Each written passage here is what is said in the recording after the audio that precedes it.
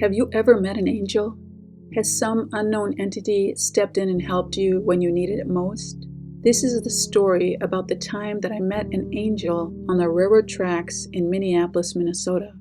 Let me start by giving a little bit of background about why I was foolishly walking on the railroad tracks in a big urban city. I grew up in a small Midwestern town, and as a child, my brothers and I used to walk to school on the railroad tracks. Nobody ever bothered us.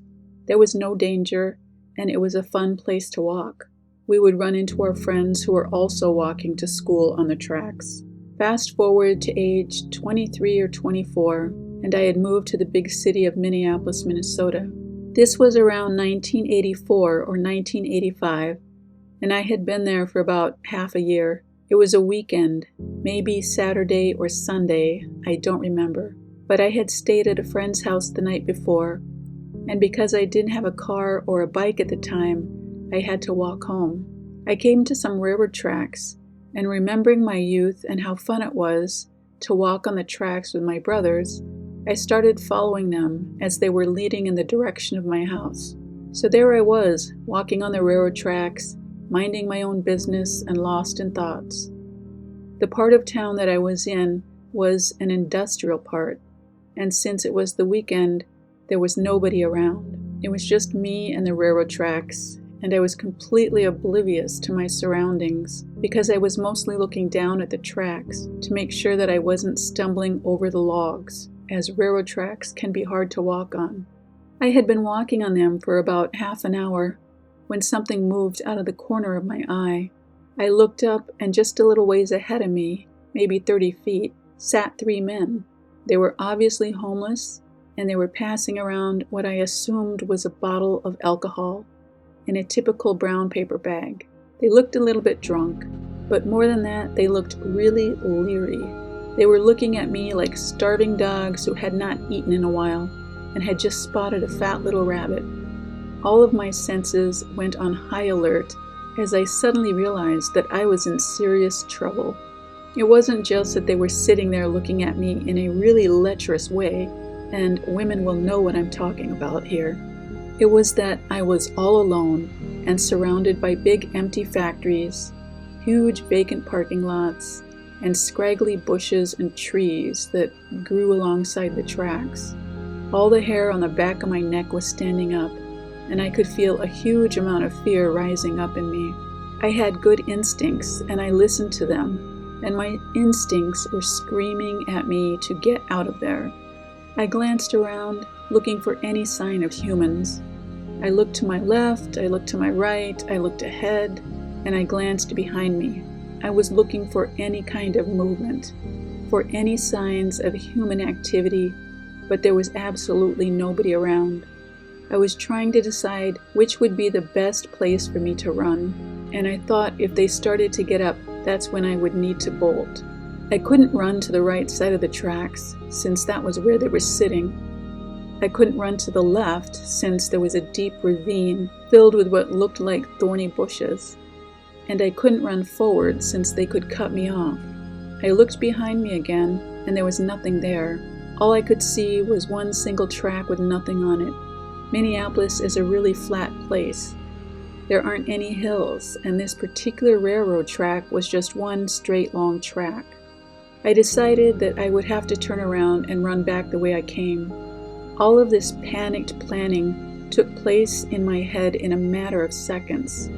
I glanced at the men one more time to see what they were doing. Then, all of a sudden, I heard a really loud beeping sound behind me. It was really loud, and it startled me. I turned around and looked, and right behind me was a huge metal vehicle sitting on the railroad tracks. It was sitting right behind me, about 5 feet away. It was large and taller than me. I'm 5'8", and it was really bright orange. It was one of those metal vehicles that runs only on the railroad tracks. And on top of this big orange vehicle sat a heavy-set guy with glasses and a big smile on his face. Totally bewildered and startled, I stepped off the railroad tracks just to the left and stood on the small part of the gravel area. He pulled up right next to me in this big machine, looked down at me, and with a huge smile on his face said, "Need a ride?"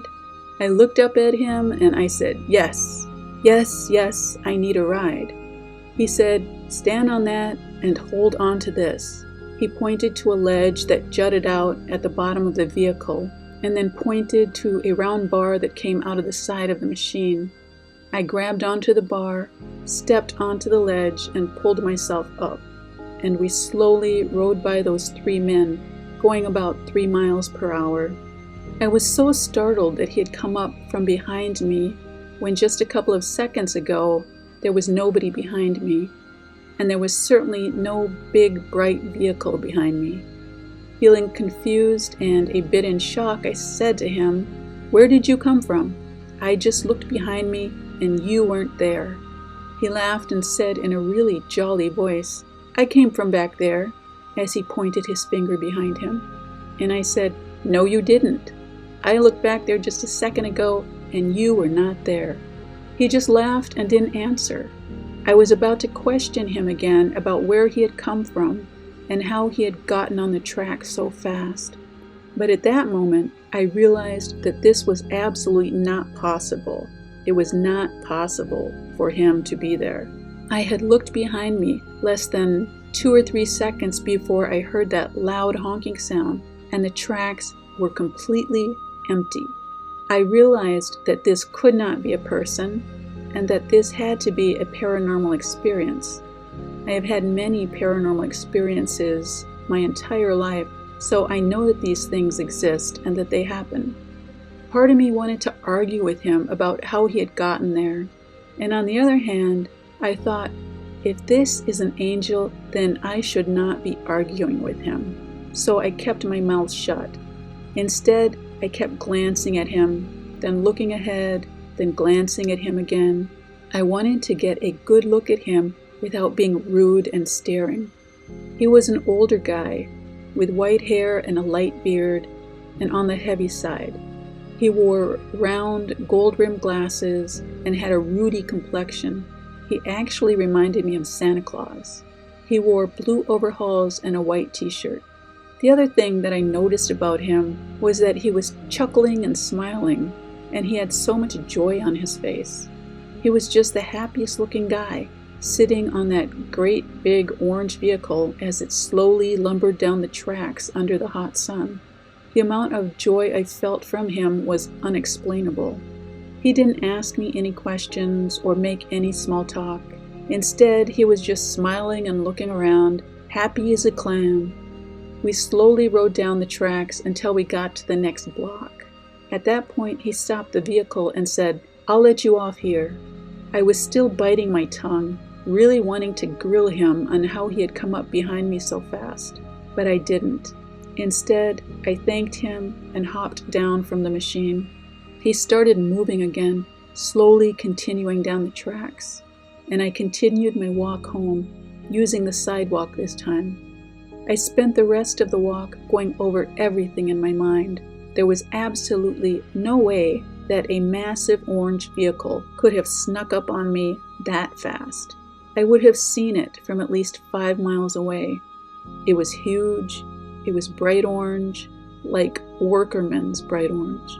There wasn't a connecting track. It was one long track. I have never been able to explain that, and I believe that he was an angel who intervened to help me out of a really dangerous situation, one that I had stupidly and naively put myself in.